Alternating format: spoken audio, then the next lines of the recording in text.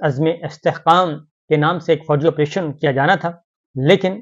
وہ فوجی آپریشن ابھی اس اعلان کی ابھی سیاہی بھی خشک نہیں ہوئی تھی کہ جیل میں بیٹھے عمران خان صاحب نے صرف ایک میسج دیا اور انہوں نے کہا کہ پہلے ذرا اس کے مندرجات سامنے لے کے آئیں، ہم اندھی تقلید نہیں کر سکتے اور ہم کسی فوجی آپریشن کی حمایت نہیں کر سکتے اس وقت تک جب تک کہ ہمیں پتہ نہ چل جائے کہ یہ کس نوعیت کا ہے۔ اور پارلیمان کی طاقت کا بھی اندازہ ہوا۔ پاکستان تحریک انصاف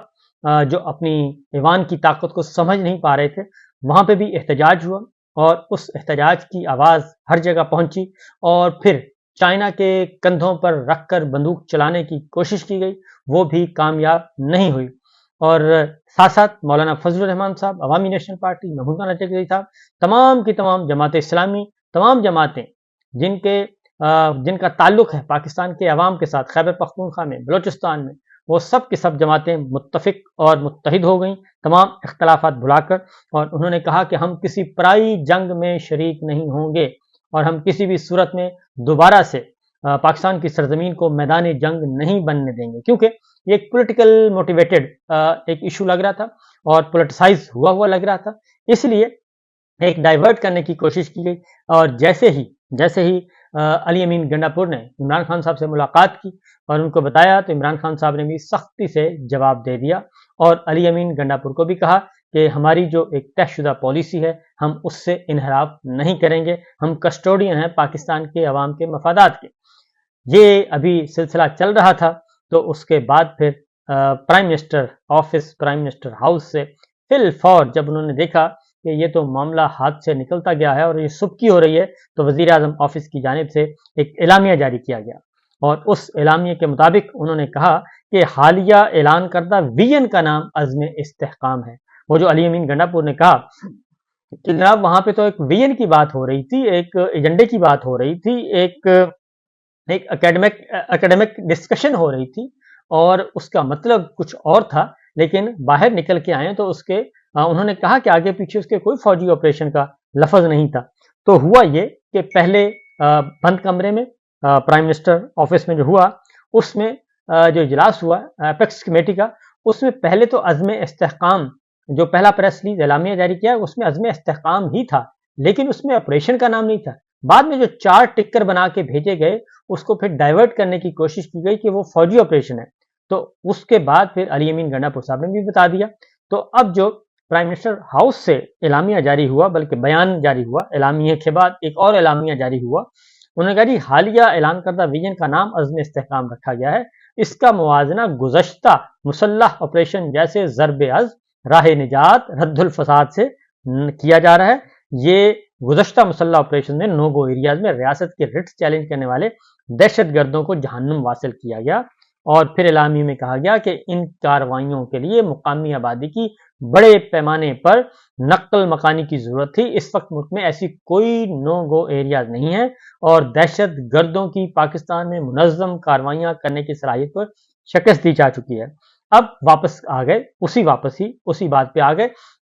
کیونکہ صرف 2 دنوں میں خیبر پختونخوا میں 2 واقعات ایسے ہوئے جس میں ناخوشگوار واقعات، جس میں پاکستان خیبر پختونخوا کے عوام نے بہت زیادہ شدید رد عمل ظاہر کیا۔ اس کی بھی میں وجہ بتاؤں گا کہ اس وقت پاکستان کے عوام کیوں نہیں ہیں، پاکستان کے عوام کے ساتھ آپ لوگوں نے ایسا کیا کیا ہے کہ وہ کوئی بھی آپریشن کا نام سنتے ہی وہ کیوں تڑپ اٹھتے ہیں، وہ بھی میں آپ کو بتاؤں گا۔ اس کے ساتھ ہی اعلامیہ میں کہا گیا جی کہ بڑے پیمانے پر کسی فوجی آپریشن پر غور نہیں کیا جا رہا، جہاں آبادی کی نقل مکانی کی ضرورت ہوگی۔ عزم استحکام پاکستان میں پائیدار امن و استحکام کے لیے کثیر الجہتی ویژن ہے اور عزم پاکستان مختلف سیکورٹی اداروں کے تعاون اور پورے ریاستی نظام کا مجموعی قومی ویژن ہے، جس کا مقصد نظر ثانی شدہ قومی ایکشن پلان کے نفاذ میں نئی روح اور جذبہ پیدا کرنا ہے۔ ایسی کوئی نہ ہی روح کی ضرورت ہے اور نہ ہی کسی جذبے کی ضرورت ہے، کیونکہ جو پچھلے 1 سال سے نہیں بلکہ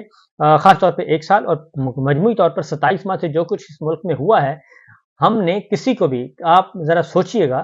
کہ کون سا گھر ہے جس کو چھوڑا گیا ہو اور کون سا گھر ہے آپ نے سیاسی انتقام کا نشانہ بنایا گیا ہو۔ سیاسی انتقام کا نشانہ بناتے ہوئے گھروں کو توڑا گیا، ہر گھر میں دہشت گردی کی گئی۔ اس لیے پاکستان کے عوام جو ہیں وہ سمجھتے ہیں کہ یہ دہشت گردی کیا ہے اور دہشت گردی کسے کہتے ہیں. پہلے تو صرف طالبان دہشت گردی کرتے تھے. تو اس لیے جی وزیر اعظم آفس کا کہنا ہے کہ دہشت گردوں کی باقیات، سہولت کاری اور تشدد، انتہا پسندی کو جڑ سے اکھاڑ پھینکا جائے گا. عزم استحکام سے ملک کی معاشی ترقی اور خوشحالی کے لیے مجموعی طور پر محفوظ ماحول یقینی بنانا ہوگا.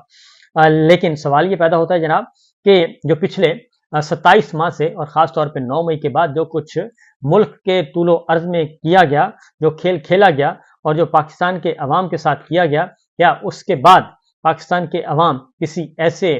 کیا اس سے بڑی کوئی ہو سکتی ہے خوف و ہراس؟ کیا جس طریقے سے حکومتی دہشت گردی پچھلے 27 ماہ میں دیکھی گئی، کیا ایسی کوئی دہشت گردی 75 سالوں میں ملتی ہے؟ کیونکہ پاکستان پیپلز پارٹی بھی کہہ رہی ہے کہ ایسا انتقام تو ان سے بھی نہیں لیا گیا جیسا اس وقت لیا جا رہا ہے. اور پاکستان تحریک انصاف پاکستان کے سینئر موسٹ رہنما ہے، پولیٹیکل لیڈر، وہ یہ بتا رہے ہیں. تو لہٰذا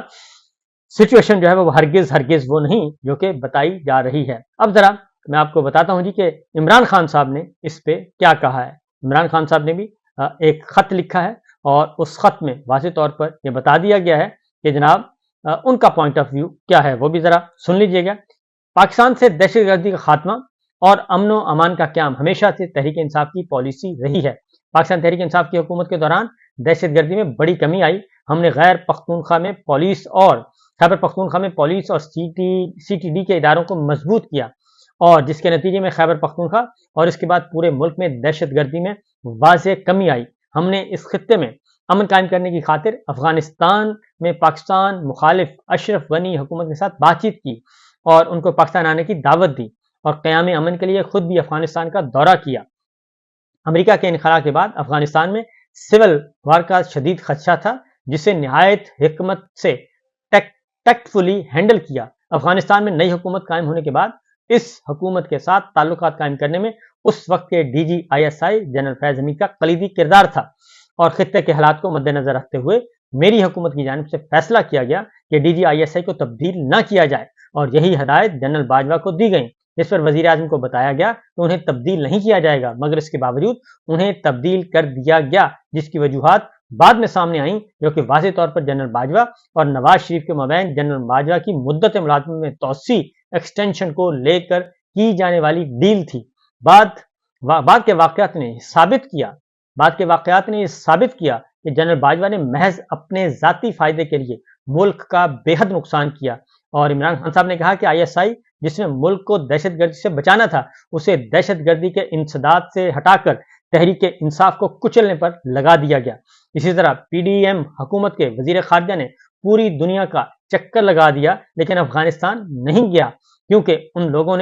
لوگوں کو پاکستان کے امن، ہمارے لوگوں کے جان اور مال اور ہمارے سیکورٹی داروں کی قطعاً کوئی پرواہ نہ تھی. آج بھی ان کے پاس دہشت گردی کا مقابلہ کرنے کے لیے کوئی واضح حکمت عملی موجود نہیں، جس کی وجہ سے ایک مرتبہ پھر ملک اور قوم کا نقصان اٹھا رہے ہیں. پاکستان تحریک انصاف نے اپنے دور میں ریاست کے اداروں کو سیاست سے پاک کر کے قومی مفادات کے تحفظ کو اولین ترجیح بنایا، تو ملکی اور غیر ملکی ناقدین نے ہائیبرڈ سسٹم کی اصطلاح ایجاد کی اور ہمیں ہدف تنقید بنایا. عمران خان صاحب نے کہا کہ آج صورتحال یہ ہے کہ ضمیر اور قلم فروشوں کے ایک نہایت چھوٹے سے گروہ کے علاوہ ماضی میں ہمیں ہائیبرڈ سسٹم کا تانا دینے والے ہمارے ناقدین بھی کھل کر ملک پر بدترین شخصی آمریت ڈکٹیٹرشپ کے غلبے کی نشاندہی کر رہے ہیں، اور پاکستان کا مستقبل عوام کے مینڈیٹ کا احترام، قانون کی حکمرانی اور سیاست کے استحکام سے وابستہ ہے. اپنے لوگوں کے خلاف ننگی شستائیت یا لشکر کشی کے ذریعے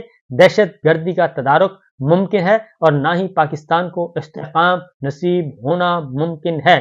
اور قوم کی مرضی کے برعکس فیصلے کرنے اور طاقت اور بندوق کے زور پر انہیں عوام سے منوانے کی کوششوں نے ہمیشہ منفی نتائج پیدا کیے ہیں. یہ عمران خان صاحب نے جیل سے خط لکھا ہے.